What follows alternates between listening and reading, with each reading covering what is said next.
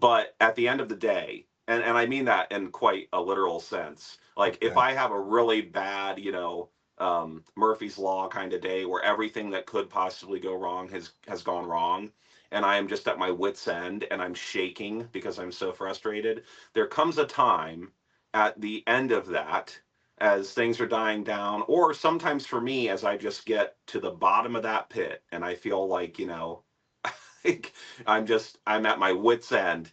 There comes a point where I have that realization, oh yeah, Father's in complete control of all of it, and all this stuff that I've experienced today or for the past week or whatever that has been so awful is ultimately for my good and for my family's good and for our growth and betterment and maturity.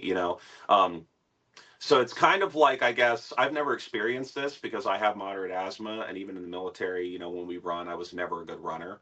But people talk about having a second wind, when you run, Mm. like you get. I've never experienced. I have no idea what that's like, but I guess you get this sudden jolt of adrenaline, and you're able to breathe better when you get to a point where you feel like you're going to die and can't breathe at all. And I guess it's kind of like that for me with my struggles.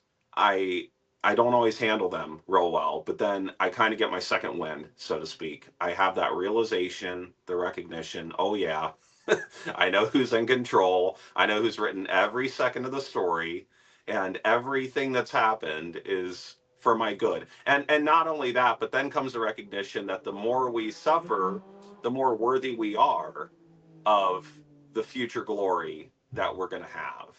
So it gives a sense of peace having that understanding. And I don't know how most people who don't have that realization cope.